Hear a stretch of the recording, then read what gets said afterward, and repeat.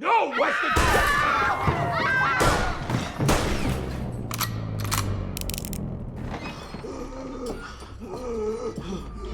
Damn you, Weston! God damn!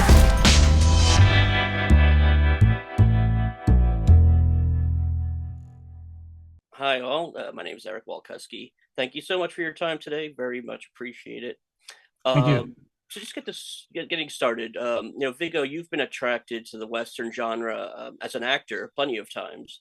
What made this the right time for you to direct a Western of your own? This being your second feature behind the camera.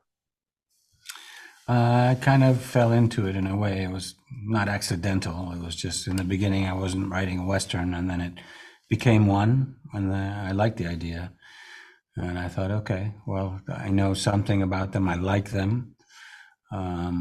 If I have a chance to make one, then I'm going to make the most of it and try to be historically accurate in terms of the way the people behave around each other and horses, how people speak, social diversity of the population, make sure the landscapes are correct for the area where it's supposed to take place, the horsemanship is correct, all those things, and shoot it in a way like the movies I grew up watching that I like, the classic Western. So it's kind of simple, not that it's easy to do, but simple and elegant looking, where you're not distracted by how the camera looks at things. You just see the things. You see the landscapes and the buildings and the people and the objects, and you feel it like you're there almost.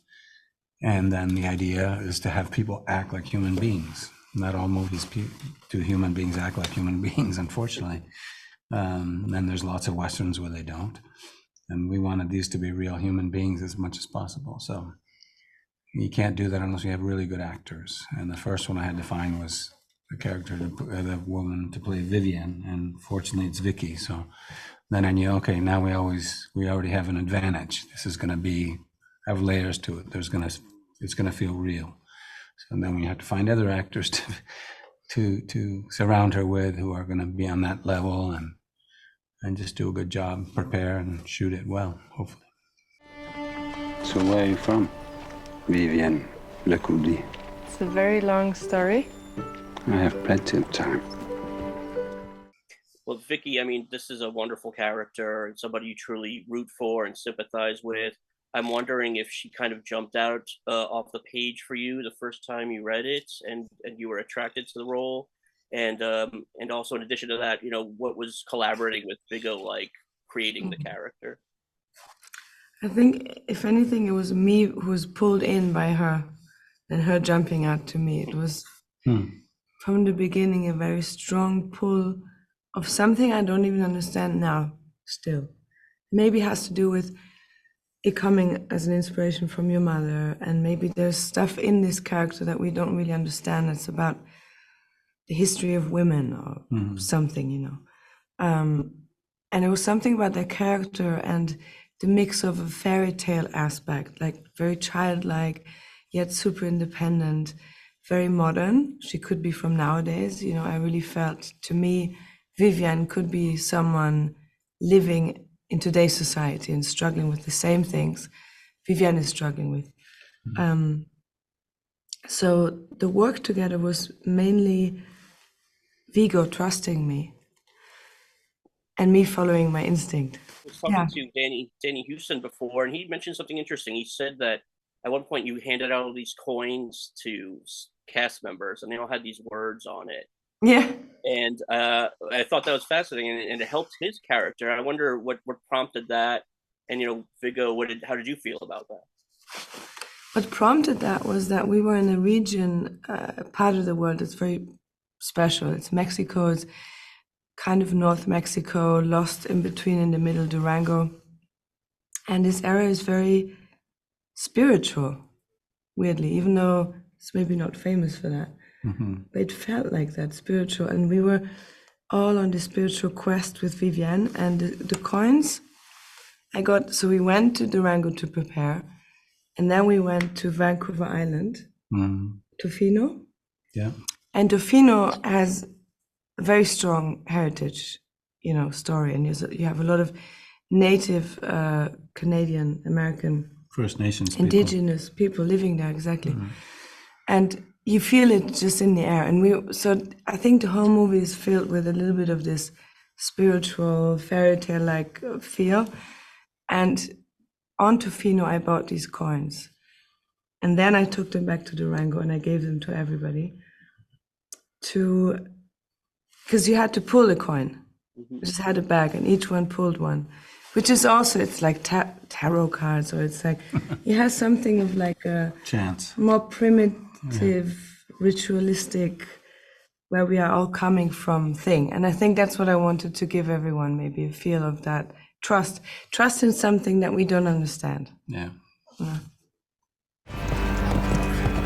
Can I have your attention, ladies and gentlemen? I am Sergeant Webb of the California Regiment. We need volunteers who want to fight to save the Union. We're looking for men of honor. Thinking about enlisting. This is not your problem. This is not your country. It's the right thing to do, fighting against slavery. So let's just get into it. I mean, Weston is a pretty rough character, to say the least. Yeah, just a bit. What's it like playing a character like that, where it's kind of tough to find attributes in his persona? Yeah, tough to find any kind of redeeming factors, really. It is tough for sure, kind of, because as an actor you want to like empathize with the character you're playing as much as you can, and for someone that kills people for fun, it's like, where do you get that from? So there's a couple of scenes where Weston kind of shows his more vulnerable side, where he seems slightly weaker than he does in the other scenes in the movie. One of those in particular was the scene with him and his father, where there's that kind of confrontation that they have. And that, for me, when I was kind of going through the script, trying to build on Weston as a character, I was like, that's the bit, that's the moment where he shows a little bit of weakness. And that allowed me to then kind of, spiral and go down this rabbit hole of all the horrendous things his dad might have done to him when he was growing up, which was a factor of why he is the way he is. So that was a pretty... his dad and he have a past, and there's a power struggle there, and sometimes Weston seems like an infant sort of lashing out. Exactly, entirely. Yeah. You never know what he's going to do in a scene, and again, it's like, because of that, the scenes where he is in the movie, because it's quite serene sometimes and calm, especially when it's Vivian and Olsen. Anytime Weston comes onto the screen, you have no idea how it's going to go. Right. Which is what's the atmosphere on set like when during some of those scenes? I'm thinking of the piano scene, which is kind of highly disturbing, and then the scene where he visits with Vicky's character. Is it sort of a tense set, or is there sort of moments to breathe and kind of get past the tension? Yeah, no, I mean, it's definitely tense to a point, but I think it kind of should be, because you're tackling these kind of, it's like what he's doing in these scenes, it's completely horrendous. So there's needs to be kind of a wariness in the approach to it, I guess, when you're filming, just so that people have enough support, in case anything, if some people feel a certain way during filming. So there is a tenseness, but it doesn't take away anything. If anything, it kind of adds to kind of the atmosphere and what we're trying to create. But then that being said, the piano scene where he's brutally, beating this guy up, when we would cut, I would kind of try my best to kind of snap out of Weston a little bit if I could, and just kind of pick up Rafael, who played Claudio, and have a hug, try not to get blood on me, and be like, "Hey, it's good, man. You good? Yeah, okay. Didn't hit you too hard. Okay, cool. Let's go." And again, but back into it. So it was trying to find a balance for it. What can you tell me about working with Viggo as both your director and your co-star? What was it like working with him as director and co-star? Yeah, I mean, it was kind of a phenomenal experience for me. I mean, I've been a fan of Viggo since I was young, really young. I mean, I was shown the Lord of the Rings films by my granddad when I was maybe like 7 or 8, which is a little bit too young maybe. But I was like, wow, this is what being an actor is. I had no idea. So in a sense, Viggo is one of the people that made me want to do it. So having this kind of full circle moment being on set, I think the first time I met him, I was on my horse, and he kind of pulled up in his van. He was in costume. I don't know if he was like, and he came up and he kind of set his horse up, and he just came up to me when I was sat there. He was like, "Hey man, good to meet you." And I was like, "Oh my god, hey, hi." And then we just kind of rode in silence for like 2 minutes down the road, and then we started talking. It was surreal, that first meeting. But then we eased into it, and he was, as a director, he was very kind of appreciative. He made me feel like I belonged there. You know, I was a younger actor. I hadn't done as much as the other actors in the film, but there was kind of a sense of belonging that I wasn't expecting, which was really nice. Kind of eased my nerves and stuff. What can you tell me about the accent? Because, you know, if I didn't know, if you just saw this movie, you would swear that you're from the South. It's you know, yeah, I mean, it's perfect. Is that a big challenge working on that? It took some time, you know. I mean, I feel generally kind of lucky. I've got a fairly decent ear when it comes to voices and accents and stuff. So picking up like a generic Southern or Western accent was kind of okay, but then I had to kind of fine tune it to sound as close to Garrett as I could, because, you know, he was playing my father in it. So we had a kind of little conversation, and he sent some voice notes with some lines in the script basically, and we just went from there, and I kind of built on that tone-wise and stuff as well. But it wasn't too much of a challenge. I don't think that was the most challenging thing. No sense being all alone on a night like this. No different than any other. I am fine, Mr. Jeffries. No, you most certainly are. Yeah, I just wanted to start with asking you, you know, what drew you to this character? You know, he's a corrupt mayor, sort of that classic, you know, authority figure you can't trust in a Western, which, you know, we've seen plenty of times, and you bring like such authority to the character. What was it about the role that attracted you? Well, like as you describe, what's interesting about a Western, I find, usually is that they're archetypes. So you kind of know who the guys are and what their place in the story is. This guy, he's you know, maybe sort of represents sort of capitalism or greed, or there's a sort of avarice sort of in nature to him, where he wants to make money out of the situation. He's creating a new town, new place. But Vicky Krieps who was the lead in the film. She had this leather pouch with silver coins in it, and she handed this pouch out to all the actors, and the silver coins had a description on them, and mine was wisdom. So I thought, well, this is a really interesting note, because I can play this Schiller mayor character, but with a certain amount of wisdom, and he's trying to stabilize the situation. These are potentially really dangerous characters. So there's a quality where he's responsible, and in a way he wants peace, so that he can make money out of it. Mm-hmm. And I appreciate how there's a scene towards the end. I don't want to spoil anything with you and Garrett and Solly, where we see that facade crack a little bit, and maybe we see that he's not quite as authoritative as he thought he might be. Yes, exactly. Yes, because these guys are trigger happy, and they've got family issues, and you know, the Solly is a dangerous cat, and so as I said, I have to try to stabilize the situation, but I don't particularly enjoy the potential violence and threat of these kind of people.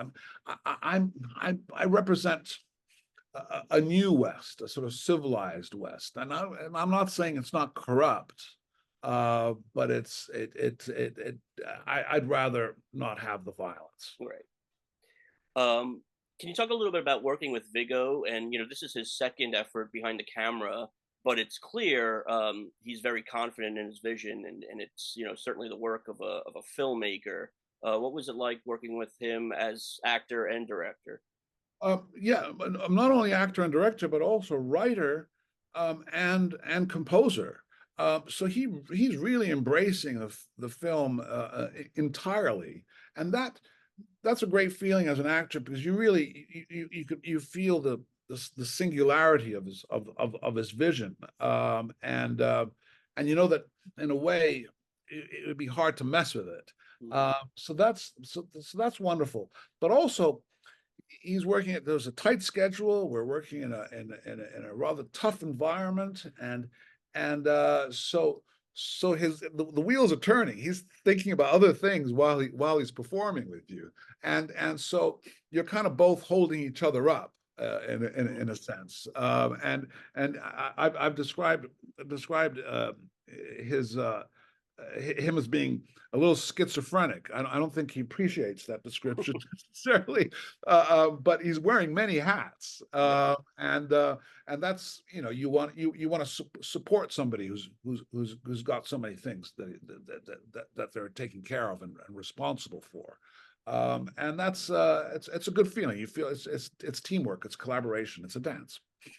You know, you've been in some westerns before, including the great Proposition, which I think is one of the best in recent years. You've got one coming up, the Kevin Costner film.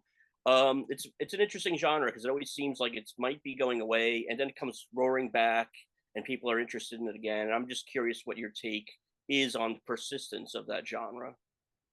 Well, it's archetypes, story, clear, poetic, lyrical, and the Proposition, also one of my favorite films that I was involved in. Nick Cave wrote it, composed the music, very much his piece. Obviously directed by John Hillcoat, but very much Nick Cave's piece. And with Kevin Costner, I mean, a majestic piece, extremely ambitious, with many characters. But they're at the helm with Viggo, with Kevin, with Caven, John Hillcoat. These are films that belong to their dreams. They're films that are personal to them. So it's not only the genre, but also these great filmmakers that are in charge of the story, and the beauty of the Western in a way is that it can be Sergio Leone and a spaghetti Western. It can be Durango, Mexico. It can travel in a way. It has no borders. Proposition was shot in Australia. It's at its core. It's about these people that are struggling in a new land, and in their struggle we discover them and what type of people they are, and how they confront situations that are unpredictable, where you see them for who they are. Okay.